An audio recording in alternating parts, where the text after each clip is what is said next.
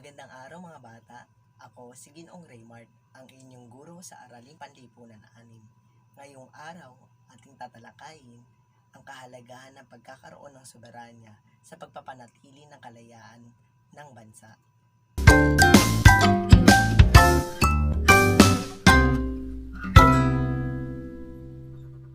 Ngunit bago yan, tayo muna ang nagbalitaan. Sa kasalukuyan, muling nagpatupad ng community quarantine ang pambansang pamahalaan sa iba't ibang lugar sa bansa. Tulad na lamang ng NCR Plus na nasa Modified Enhanced Community Quarantine hanggang April 30, 2021. Ginawa ito ng pambansang pamahalaan upang mabawasan ang pagdami ng COVID-19 sa bansa.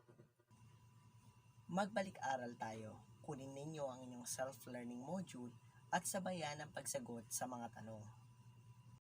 Para sa balik-aral, isulat ang T kung tama, M kung mali, at O kung opinyon. Ang sinasaad ng mga pangungusap sa bawat bilang. Isulat ang inyong sagot sa linya. Bibigyan ko kayo ng 5 segundo upang masagot ang bawat bilang. Subukan na natin. Unang bilang. Ang bawat bansa ay isa ring estado.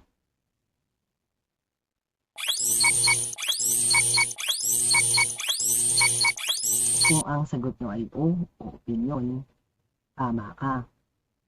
Subukan naman natin ang pangalawang bilang. Ang isang estado ay maaaring magkaroon ng teritoryo, ngunit maaari rin hindi.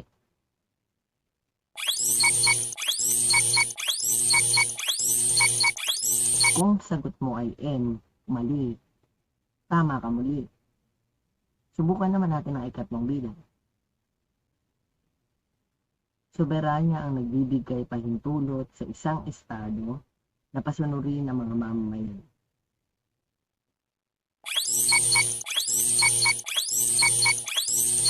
Kung ang sagot mo ay T o tama, muli ikaw ay tama. Magaling. Pang-apat na bilang. Hindi maaaring maging kasapi ng mga nagkakaisang bansa ang isang estado.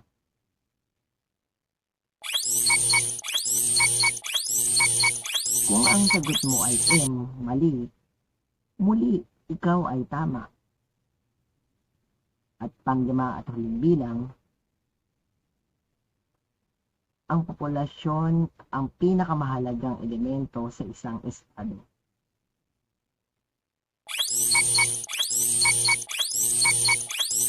Kung ang sagot mo ay O, ikaw ay tama.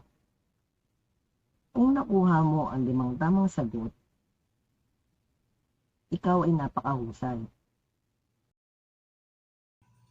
Ngayon, dumako na tayo sa ating aralin. Batay sa mga napapanahong balita tungkol sa pandemyang kinaharap ng bansa, ang pagpapatupad ba ng iba't ibang community quarantine ay sinusunod ng mga lokal na pamahalaan at ang mga mamamayan?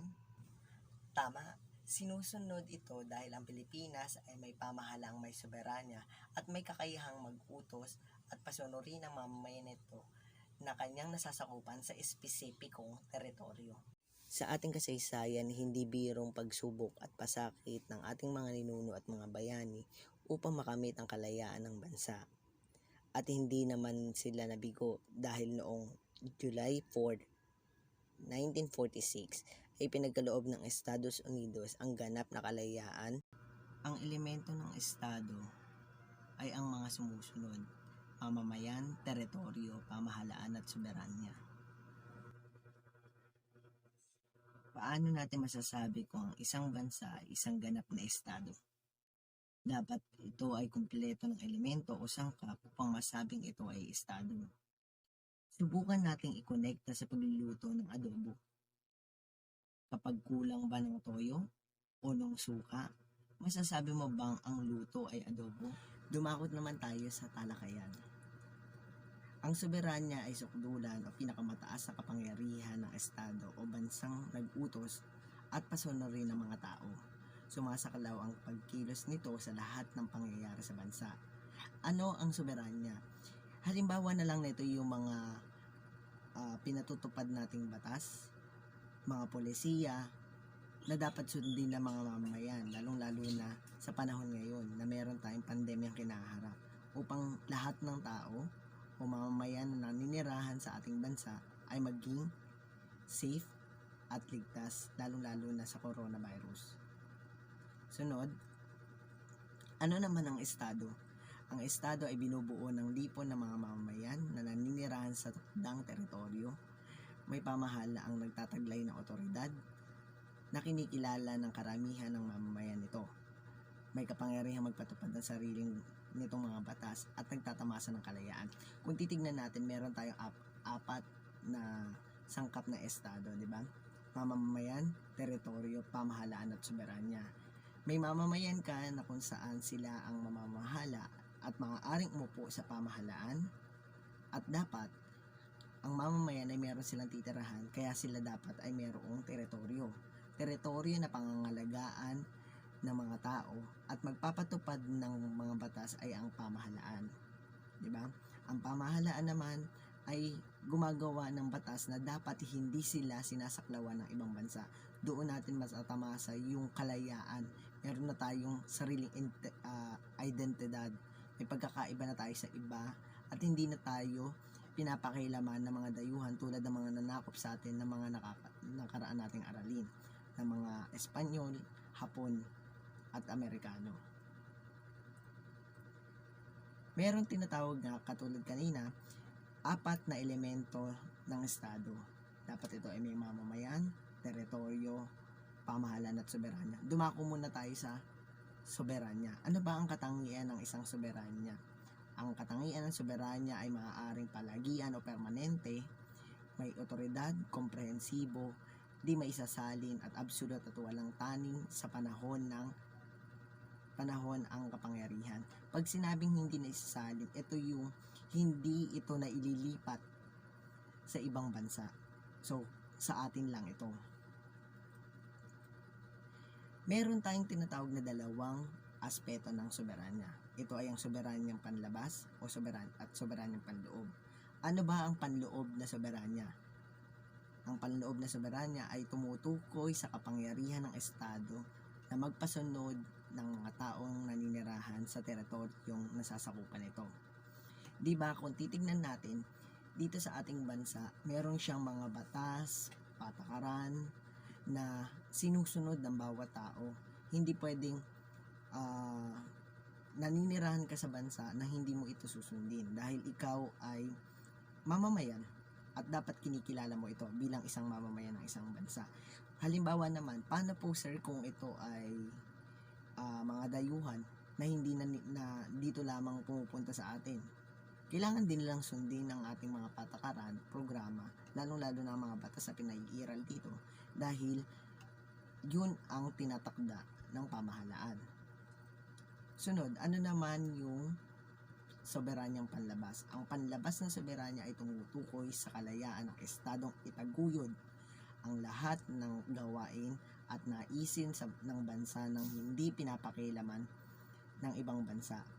Kasama na rin dito ang kapangyarihan ng bansa na magpasunod at makipag-ugnayan sa ibang bansa. Tulad na lamang ang Pilipinas ay miyembro ng United Nations. Ang United Nations ay ito'y samahan ng nagkakaisang bansa na doon tayo nakikipag-ugnayan. Isang halimbawa na lamang dito ay ang pagkuha natin ng mga bakuna, 'di ba? Ang WHO o World Health Organization ay tumutulong sa mga miyembro ng United Nations upang magkaroon ng pantay at magkaroon ng pribilehiyo din ang lahat ng bansang kasapi nito. Kasama na din dito ang pagpapatupad ng batas. Hindi pwedeng saklawin ng China, ng Amerika kung ano ang pinatutupad na batas sa Pilipinas. Meron tayong mga batas dito sa loob ng Pilipinas na kakaiba sa ibang bansa. At meron ding batas sa ibang bansa na kakaiba sa atin. At hindi iyon pinapakialaman ng bawat bansa sa kanila, sa bawat bansa. Sunod, ang isang bansa ay may karapatan. So lahat ng bansa may karapatan. Ano-ano 'yon? Una, may taglay na kapangyarihan ng estado o inherent powers of the state. So meron siyang kapangyarihan, meron siyang kapangyarihan na magpatupad ng batas, meron siyang kapangyarihang gumawa ng proyekto, paunlarin ng bansa, kasama yan. So kasama din ang tinatawag na kapangyarihang pampulisya o police power. Kung mapapansin nyo ngayong pandemya, ginagamit yung mga kapulisan at sundalo para ipatupad yung mga batas at polisiya na dapat sundin ng mga mamamayan, lalong-lalo na ngayon, lalong dumadami ang kaso ng COVID-19 sa Pilipinas. Kaya ginagamit din nila ito dahil ito sila din yung tinitignan ng mga mamamayan na sundin. Kaya nga 'di ba merong mga issue sa pamahalaan na merong mga ilang kawani ng gobyerno o mismong nasa pulisya ay hindi sumusunod sa ilang mga polisiya na ginagawa. Kaya kinukundin na to ng ilang mga Pilipino. So, isa pa dyan ay ang kapangyarihang mamahala sa ari-ariang sakop na teritoryo. Kung mapapansin nyo, may mga resources ang Pilipinas o sagana tayo sa likas na yaman.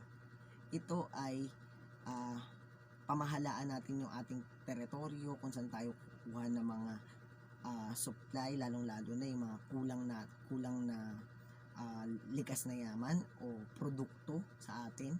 So lilinangin natin yan at syempre dapat natin itong protektahan. Mamaya i-discuss natin, tatalakayin natin paano at sino ang magtatanggol sa teritoryo ng bansa.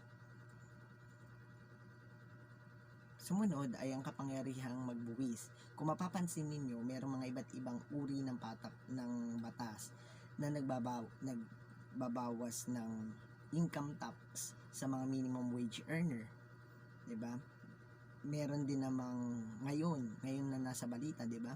Binaba ang tax ng mga karning baboy upang mapunan ang kakulangan ng baboy sa Pilipinas. So para pumasok yung mga imported na baboy. So ginawa din yan. Ayan ay isa sa kapangyarihan ng karapatan ng isang bansa. Sunod, dumako tayo sa teritoryo. Isa to sa mainit na usapin ngayon sa bansa. Lalong-lalo na ang issue sa West Philippine Sea. Ang teritoryo ay kailangang ipagtanggol sa mga panloob at panlabas na panganib. Pag sinabing panloob na panganib, ito yung mga terorista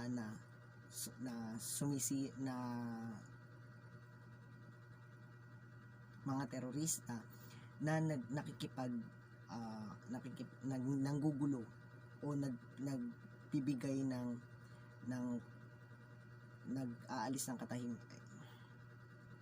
Isa na dito yung mga terorista sa panloob na panganib. Mga terorista tulad ng ISIS, Abu Sayyaf, CPP-NPA na nagkakaroon ng gumagawa sila ng gulo upang ang ilan sa mga mamamayan natin ay madala sa panganib. Kapag naman sinabi sa panlabas, ito naman yung panggigipit lalong-lalo na ng China sa ating mga fishing boat sa West Philippine Sea. Isa din yan na dapat pinangangalagaan ng ating pamahalaan. Sino ba at anong ahensya ng gobyerno ang tutulong sa atin? Ito ay ang kagawaran ng Tanggulang Pambansa o Tanggulang Bansa o Department of National Defense. At ito ay pangunahing kalakip ang kawanihan nito. Ito yung Sandatahang Lakas ng Pilipinas o Armed Forces of the Philippines. Sila yung mga sundalo. At ang bawat sundalo ay may tungkulin na tiyakin ang kapangyarihan ng estado at ang integridad ng pambansang teritoryo. So, sino-sino ba ang kasapi ng Sandatahang Lakas ng Pilipinas at ano-ano saan sila dapat magbantay? Ito yung sangay ng Sandatahang Lakas ng Pilipinas o Armed Forces of the Philippines. Una na dito ay ang Hukbong Katihan o Philippine Army. Sumunod naman ay ang Hukbong Panghipapawid ng Pilipinas o Philippine Air Force. Sila naman ay yung namamahala upang pangalagaan yung teritoryo ng Pilipinas sa ibabaw ng bansa. Kaya nga 'di ba meron tayong pinag-aralan sa lokasyon, ang teritoryo ng bansa ay kalapagang insular, kailaliman ng lupa, himpapawid. Sumunod dyan ay ang hukbong pandagat ng Pilipinas o Philippine Navy. Sila naman ay katuwang naman nila dito ay ang Philippine Coast Guard upang protektahan ang likas na yaman at ang teritoryong pandagat ng Pilipinas. Kaya nga kung makikita nyo sa balita na ang West Philippine Sea ay pinupuntahan ng mga barko din ng Pilipinas, lalong-lalo na sa Kalayaan Group of Islands na meron tayong base doon. So ano naman ang mamamayan? Ang mamamayan ay mga taong naninirahan sa isang lupain, lipunan, bayan o bansa na tungkuling ipagtanggol ang kalayaan at soberanya ng bansa. Tayo bilang isang mamamayan na dapat sumusunod sa mga patakaran at programa ng pamahalaan at ang ating bansa, isa tayo sa tutulong, lalong-lalo na kung kinakailangan na tayong lumaban, lalong-lalo na kung may mga mananakop. Ngayon naman, kung ang isang tao o isang dayuhan sa ating bansa ay may lumabag sa batas, ayan, kung ang mga kinatawang lumabag sa batas ng bansang kanilang pinuntahan ay tinatawag na persona non grata, sabi may ginawa sila dyan. Kung nabalitaan nyo, diba, si Easy Me na kumanta ng Tayo'y Pilipino, diba, na rap na idineklarang persona non grata sa Lapu-Lapu City, Cebu, dahil doon sa kanyang kanta tungkol kay Lapu-Lapu o nabahagian ng liriko ng kanta yung pangalan ni Lapu-Lapu. Natapos tayo sa ating talakayan. Nalaman natin na ang Pilipinas ay isang estado na kung saan mayroong pamahalaan, teritoryo, soberanya, at mamamayan. Mamamayan na kung saan sila ay magtatanggol at maglilinang ng likas na yaman ng bansa. Pamahalaan na magpapatupad ng batas at magpoprotekta sa teritoryo ng bansa. Teritoryo na kung saan lilinangin at poprotektahan ng mamamayan, at ang soberanya na kung saan tinatamasan na hindi ibinibigay sa ibang bansa dahil tayo ay may kalayaan na. Sumunod, meron tayong dalawang aspeto ng soberanya. Soberanyang panloob, panlabas o panloob na soberanya, panlabas na soberanya. So ngayon tayo naman ay dumako sa panlinang na gawain. Upang malinang ang kabihasaan ninyo sa ating aralin, subukan nating sagutin ang mga ito. Makikita nyo din ito sa inyong self-learning module. Kilalanin ang tinutukoy ng bawat bilang, piliin lamang sa loob ng kahon ang sagot at isulat sa linya. Ito ang mga pipilian sa kahon: soberanya, persona non grata, panlabas na soberanya, mamamayan, panloob na soberanya, di may isasalin. Unang bilang. Elemento ng estadong tumutukoy sa pinakamataas at ganap na kapangyarihan upang mag-utos o magpatupad ng batas at patakaran para sa ikabubuti ng bansa. Pangalawang bilang. Tumutukoy sa kapangyarihan ng estadong magpasunod sa lahat ng taong naninirahan sa teritoryong nasasakupan nito. Pangatlong bilang. Kalayaan ng estadong itaguyod ang lahat ng gawain at nais ng bansa na hindi pinakikilaman ng ibang bansa. Number 4. Tawag sa mga kinatawang lumabag sa batas ng bansang kanilang pinuntahan.